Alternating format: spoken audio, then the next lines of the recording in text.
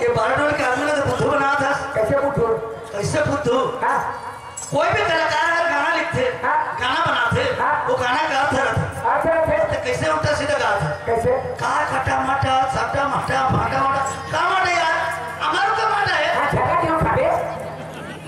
बुद्धू बना था। तो आज क्या है? वो गाना का कोई अर्थ नहीं। अरे भैया मैं तोला कहाँ था? कैसे कहा था?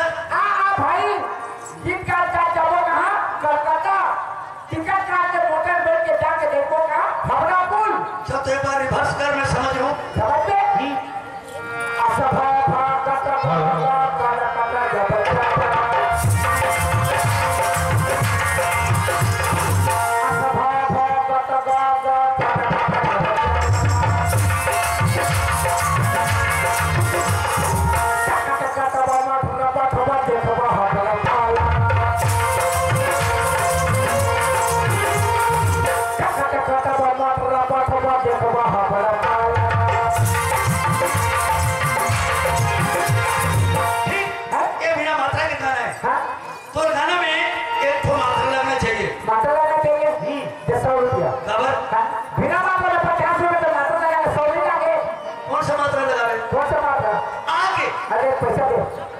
ठीक है मैं तो हूँ आगे मात्रा लगा सब में लगना चाहिए एक को ठंडी छूटना चाहिए आगे लगा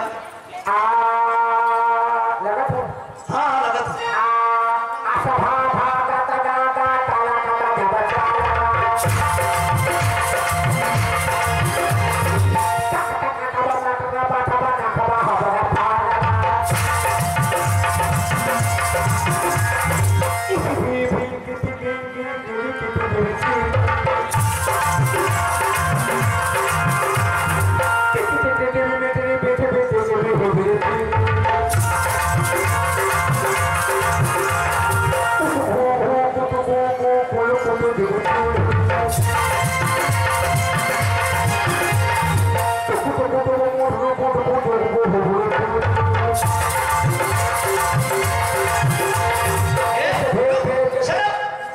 मैं जान रही ये वो सब मात्रा लग जाएगी तो खाना में सब लगातार में मोला मालूम होगी हम क्या मात्रा लगा जाने की तो पैसा नहीं है अरे हम क्या मात्रा तो लगा